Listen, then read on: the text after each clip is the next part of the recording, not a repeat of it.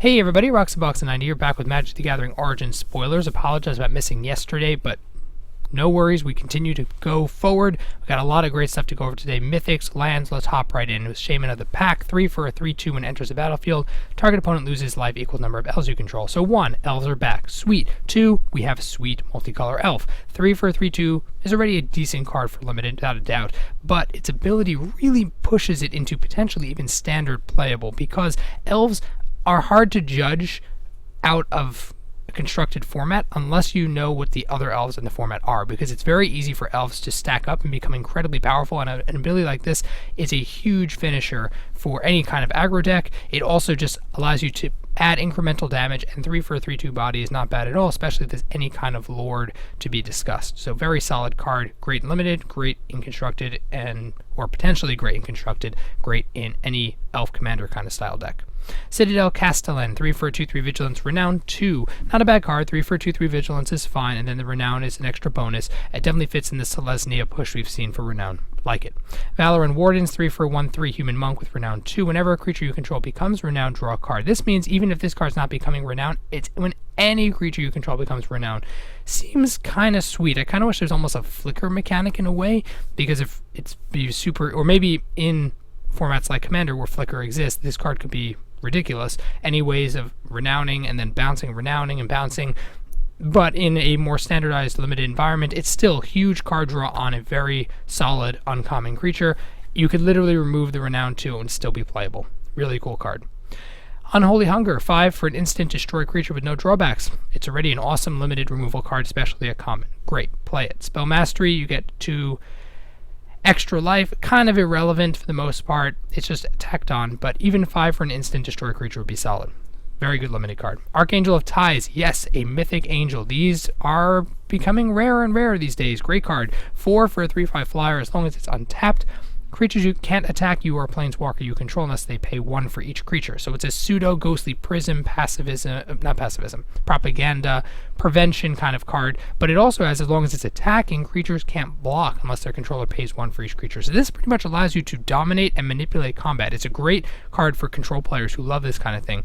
The 5 toughness is a huge deal because it survives a lot of removal. It also allows it to block things like Siege Rhino if you want it to remain untapped. It's a good flyer, very reasonably costed. And don't forget, we still have Mono White Devotion alive in the standardized environment for, at least for the summer. This card could definitely push Heliod way overboard and could definitely make Mono White a possible devotionized deck. Super awesome mythic, going to see play almost definitely in standard. It's going to be insane in limited, and probably see also play in Commander, possibly modern. Yavimaya Coastline, where Waste, Caves of Kolos, Shivan Reef, Battlefield 4. Japan lands are back. It's the same cycle, so that's yay for the players whose pockets have been hurt or will be hurt trying to get these lands to play in standard. Boo to the fact that they made a half cycle again, pretty much, and that means that the other lands are going to continue being sought after for people who don't have them currently. But still, nice to see them back. Good fixers. Then we have this Helmet of the Gods, I guess. 1 for a 1 equip. Equip creature gets 1/1 for each enchantment you control. Very bizarre. It fits with the enchantment theme, but it's such a weird card because enchantment aura kind of decks don't usually want to have equipments around. They have auras for that reason, and vice versa. Equipment level decks don't usually do auras. It's weird that they're kind of mixing the two. It's definitely going to be a bomb house in limited if you have any kind of enchantment push, but curious to see where it goes anywhere else. Then we have Woodland Bellower, which is a bear moose thing. Really weird. 6 for a 6/5 mythic. When it enters the battlefield, you may search your library for a non-legendary green creature, convert a mana cost 3 or less, and put it into play and shuffle your library. So pretty much they're telling you you can get a 6/5 for 6 and another additional power, and probably end up getting 3 to 5 extra power for 6 mana. So it's a attempt to be a Titan, but far, far worse. It also is very, very narrow, non-legendary green creature. That's because they don't want you getting Nissa right off, pretty much, and they're kind of preventing you by doing that. Will it see play? It's because it's so narrow, non-legendary green creature, it'll be interesting to see if it's any good. It doesn't have trample, doesn't have haste, vigilance, nothing. At Mythic, it's very bizarre, but I'm sure in limited it'll be a very good card, and we'll have to wait and see on constructed. Exquisite Firecraft, 3 for a sorcery, deals 4 damage to our creature or player. Spell Mastery, prevents it from being countered. Solid removal spell, definitely going to help. Burn in standard. Definitely the art is absolutely gorgeous. The question, of course, is since it's at sorcery speed, it's probably not good enough for modern, but the fact that it can't be countered does mean something. It's definitely possible it could see modern play. Almost definitely going to see standard play. Very good limited card. Alhamaret's Archive. 5 for a legendary artifact. If you would gain life, you gain twice that much life. If you draw a card, except the first one you draw 2. Okay, this is going to be an amazing commander card. It's going to be a lot of fun for casual players. That's what it's designed for. I think it's a home run for what it does. Kind of bizarre. I need to know more about Alhamaret in order for the flavor to work, but it is definitely a super fun legendary mythic artifact. Demonic Pact, another mythic. 4 for an enchantment. At the beginning of your upkeep, choose one that hasn't been chosen. It deals 4 damage to target creature or player, and you gain 4 life. Target opponent discards 2 cards, draw 2 cards, you lose the game. This is absolutely brilliant design. That's the main point here. Yes, it's a little pushed in terms of its ability to win you games very quickly. You drop the 4 mana, it kind of pushes through what you need. It gives you damage, it gives you life, force your opponent to lose their hand at this point. You draw additional cards, and then also realize that it's very easy to exchange this card in Commander, at least. Think about this, players. You get the 3 effects, and then you give it to your opponent, and they lose instantly.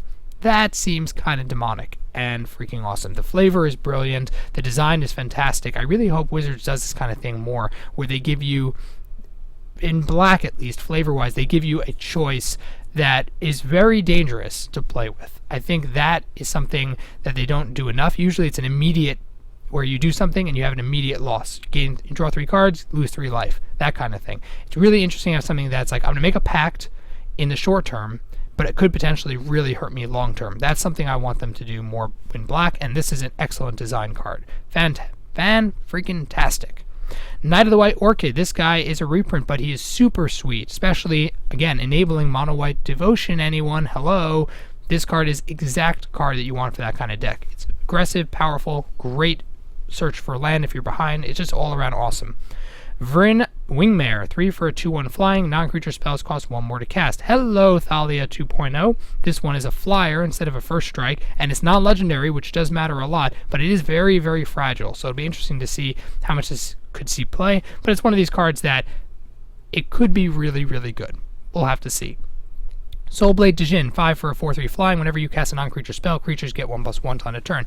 Hello, Prowess. This seems very powerful, especially in limited. Will it see play in standard? It's a question. Definitely going to be a fun card to mess around with Commander. I would think that in limited, it's going to do really well. It could shine in the right Prowess deck.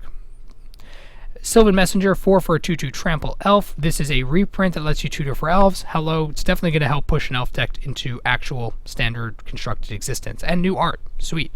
Dwin's Elite, 2 for a 2/2, already good. And then if you control another elf, you get a 1/1. So it's 2 for 3 power, and that's 2 elves hitting the field at once. They're really pushing elves to be something already. Wow, not expecting so much elves. But here we go, is another one. Gnawroot Trapper, 1 for 1/1. Tap, pay a life, add a green. Only cast an elf creature.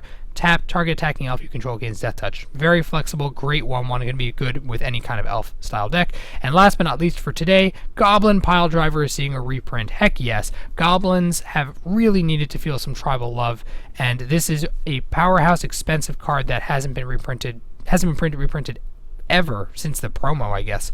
Super happy to see this card come back. I actually pulled an original foil one of these, so who knows, maybe I'll pull another one.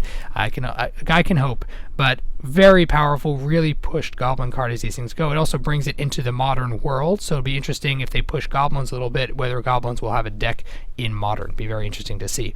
Anyway, so sorry it's a little bit long for this video. Hopefully it'll be more up to date consistently on the weekend and going forward, but let me know what you guys think about all these spoilers down below in the comment section. If you enjoyed the video, then definitely tap that like button. If you're new to the channel, check it and subscribe. As always, Roxapox90 signing out. I'll see you guys next time.